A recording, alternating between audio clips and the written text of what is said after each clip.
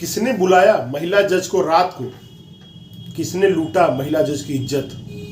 किसने किया यौन शोषण? किसने उनका ये हालत बना दिया कि वो अब सुप्रीम कोर्ट के सामने अपनी इच्छा मृत्यु की मांग कर रही हैं? ये मामला किसी आम आदमी का नहीं, किसी आम युवती का नहीं है। यह मामला जुडिशियली से जुड़ा हुआ एक युवती का है जो खुद में महिला जज है और एक जिला बांदा जिला की महिला जज है। हजारों लोग उनके पास अपने न्याय की उम्मीद में जाते होंगे और उन्हें न्याय मिलता होगा, लेकिन आज वो महिला जज खुद सीजीआई को लेटर लिख के और न्याय की गुहार लगा रही है। भारत देश में अगर सबसे अधिक इस लोकतंत्र में शक्ति है तो वो है न्यायपालिका में। न्यायपालिका के सामने चाहे ब्यूरोक्रेट्स हों, चाहे राजनेता हों, चाहे पुलिस के बड़े अधिकारी हों या अभिनेता हों, सबको घुटना टेकना पड़ता है। लॉर्ड, माय लॉर्ड कुछ ऐसे शब्द हैं जो संबोधन में यूज किया जाता है। न्यायालय से सभी लोगों को बहुत उम्मीद है और इसी उम्मीद के बल पे लोकतंत्र कायम है। अगर हमें कोई मजबूर, गरीब, लाचार आदमी को अगर कोई सताता है तो उसके दिमाग में, उसके जबान पे एक ही बात आती है कि I will see you in court, यानी कि कोर्ट को सुप्रीम मानता है और कोर्ट को ही वह मानता है कि हमें वहां पे न्याय मिलेगा। कोर्ट में बैठने वाले लोगों को न्यायाधीश कहते हैं, न्यायमूर्ति कहते हैं, न्याय के मूर्ति के समान न्यायमूर्ति।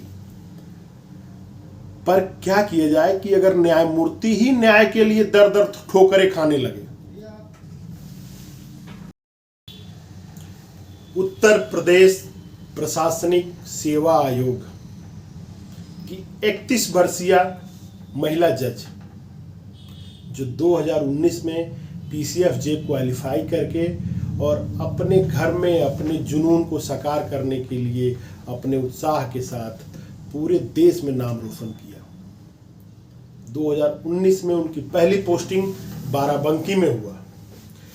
विवादों से उनका कुछ पुराना नाता भी है। पहली पोस्टिंग के दौरान वकीलों ने हड़ताल किया हुआ था बाराबंकी में।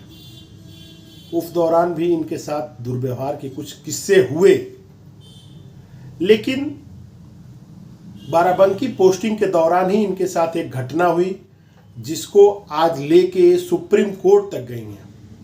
उच्च न्यायालय गई, उच्च न्यायालय से आज उनको जाके सुप्रीम कोर्ट में सीजीआई को गार्जियन मान के लेटर लिखना पड़ा। मामला बहुत ही गंभीर है। न्याय प्रणाली के ऊपर सवाल उठने लगेंगे इस चीज को लेके, और अगर न्यायाधीश ही नहीं सुरक्षित हैं, न्यायाधीश को ही अधिकार न मिले तो यह फिर बहुत ही बड़ी विडंबना होगी जिसपे 140 करोड़ लोगों का विश्वास है। लास्ट में लोगों को पास एक ही ऑप्शन होता है, वो होता है कोर्ट। और अगर कोर्ट की ये हालत रहे कि कोर्ट में न्याय देने वाले ही न्याय का चक्कर काट रहे हों तो ये बहुत ही बड़ी देश की विडंबना होगी। खैर, आइए मैं आपको बताते चलूं कि कोर्ट और न्यायाधीशों का हड़ताल, मुकदमा, अपने में एक दूसरे से झगड़ा लड़ाई और कोर्ट में फैली अनियमितताओं को लेके कुछ मुखर न्यायमूर्ति काफी भी मुखर होके समय समय पे पत्रकारों के सामने आए। आपको एक चीज मैं बताते जाऊं कि जुडिशियल में जो भी न्यायमूर्ति लोग होते हैं उनके पास कुछ प्रोटोकॉल होते हैं। वो पब्लिक जीवन की आनंद नहीं ले सकते हैं, वो प्रेस वार्ता नहीं कर सकते हैं और कोर्ट के ऊपर किसी भी तरह का कमेंट नहीं कर सकते हैं। लेकिन आप लोगों ने देखा होगा कि 2017 में सुप्रीम कोर्ट के 4 बेंच के जुडिशियल जो न्यायमूर्ति लोग थे, चारों न्यायाधीश ने पत्रकार वार्ता किया और सुप्रीम कोर्ट में फैले अनियमितताओं को बहुत अच्छे तरीके से उजागर किया। ऐसे ही एक घटना मैं आपके बताते चलूं कि उत्तर प्रदेश न्यायमूर्ति एक संघ हुआ करता था जिसके प्रदेश अध्यक्ष हुआ करते थे चंद्रभूषण जी। न्यायमूर्ति चंद्रभूषण अपनी एक किताब लिखे जिला 40, जिसको लेके बहुत ही उन्होंने उस किताब में कोर्ट के अंदर, हाई कोर्ट के अंदर फैली अनियमितताओं को दिखाया। उन्होंने बताया कि जज के मेज के नीचे से पैसा दी जाती है, जज के सामने पैसा दिया जाता है। इन अनियमितताओं को उन्होंने अपनी किताब में मेंशन किया। किताब को 4 सालों के लिए बैन कर दिया गया। उनके ऊपर काफ़ी सारे मुकदमे लादे गए। चूंकि वो खुद न्यायमूर्ति थे और लॉ को बहुत अच्छे तरीके से जानते थे, उन्होंने बहुत ईमानदारी से कोर्ट को लड़ा। हाई कोर्ट ने उनको माफ़ी मांगने के लिए बोला। हाई कोर्ट ने उनका तबादला कर दिया, उनको बहुत कम पावर की जगह पर स्थानांतरित कर दिए। इसको देखते हुए फिर भी उन्होंने अपनी मुकदमा को छोड़ा नहीं और आखिर में जाकर सुप्रीम कोर्ट में वो जीत गए। उनकी किताब भी रिलीज हो गई। आपको बताते चले कि चंद्रभूषण जी अब फिलहाल अपनी सेवाओं से अपना त्याग पत्र देके और लखनऊ उच्च न्यायालय में वरिष्ठ अधिवक्ता के तौर पे कार्यरत है। तो ऐसा नहीं है कि सुप्रीम कोर्ट, हाई कोर्ट या कोर्ट में या जुडिशरी में जो व्याप्त अनियमितताएं हैं उनको समय समय पर नहीं खोला गया है। ऐसी ही घटना है इस बहादुर महिला जज को, जो अपने साथ हो रहे अन्याय को बर्दाश्त नहीं किया और अपने सीनियर और सीनियर के सहयोगी न्यायमूर्ति के खिलाफ मेल के साथ साथ लिखित हाईकोर्ट का जो इंटरनल कमेटी होता है, क्राइम कमेटी, उसमें भी उसने कंप्लेन किया। कंप्लेन करने के कुछ दिन बीत गए, साल बीत गए, लेकिन उनके अनुसार, महिला जज के अनुसार किसी भी तरह के उनसे कोई क्वायरी तक नहीं हुई। बाद में उन्होंने हजारों की संख्या में मेल डाला है। जब उनके मेल लगातार बढ़ते गए, लगातार उनका अपडेशन बनता गया इस केस पे, तो अब ये केस खुल गई है। केस खुली तो जो उसके गवाह बने हैं वो न्यायमूर्ति के सबऑर्डिनेट हैं लोग। महिला जज का आरोप है कि अगर इनका ट्रांसफर न किया जाए, जिनके ऊपर आरोप लगाया जा रहा है, तो ये केस के ऊपर प्रभाव रख के अपने को बरी कर सकते हैं और हमें न्याय नहीं मिलेगा। इन सारी घटनाओं को देखते हुए हम आपको बताते चलें कि महिला जज साहू, अमृता साहू नाम है इनका, और ये कार्यरत है अभी फिलहाल बांदा में। इन्होंने सीजीआई को एक लेटर लिखा है। सीजीआई सुप्रीम कोर्ट का chief justice of India DY Chandrachud को एक लेटर लिखा है और मैं आपको बताना चाहूँगा कि उस लेटर का कुछ जो प्रारूप है कुछ इस तरह है कि माननीय लॉर्ड जस्टिस, मैं बड़े दुख के साथ यह पत्र लिख रहा हूँ। इसका कोई अन्य मतलब न निकाला जाए। मैं अपने गार्जियन स्वरूप आपको मान के, मैं CGI को गार्जियन मानते हुए अपना पीड़ा लिख रहा हूँ।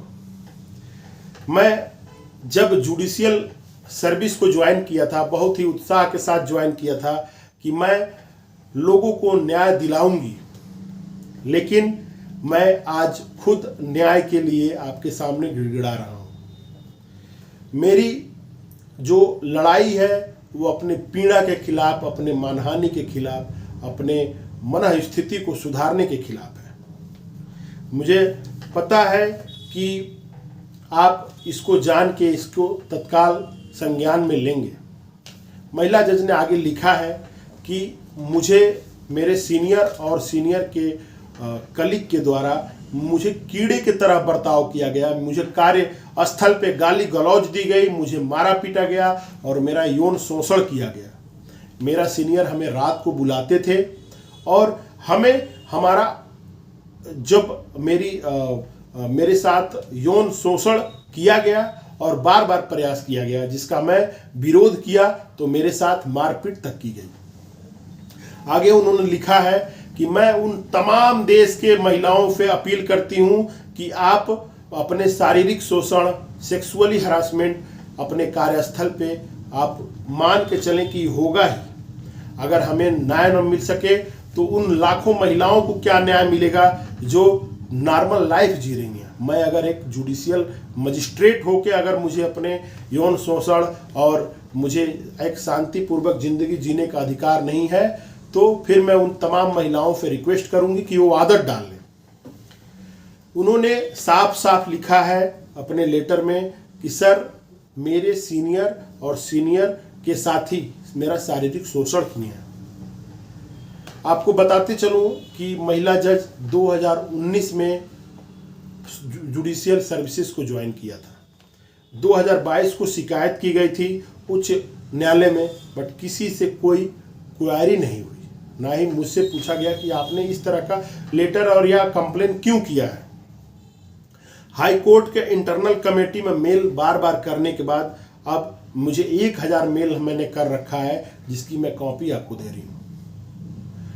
आपको बताते चलूँ सर कि मेरे केस में गवाही उन अधीनस्थों को रखा गया है जो मेरे सीनियर के अंडर में काम करते हैं। इससे मेरे केस पे मेरे ही खिलाफ सबूत जुटाने के लिए ये हथकंडा अपनाया जाएगा। इस तरह मैं आपको बताना चाहूँगा कि महिला जज अगर जुडिशियल में सेफ नहीं है तो हम एक आम औरत के बारे में क्या सोच सकते हैं? क्या उनको न्याय मिलेगा? आगे फिलहाल लेटर कल का इशू हो चुका है, अब देखते हैं कि इसमें क्या सीजीआई कर सकते हैं। महिला जज को न्याय मिलता है या कॉलोनियलिज्म का और अपने प्रभाव का प्रयोग करके पुरुष प्रधान समाज वहां भी हावी हो सकता है। इसी के साथ ये मेरा ब्लॉग अब खत्म होता है। आप लोगों को एक बार और मेरा प्रणाम।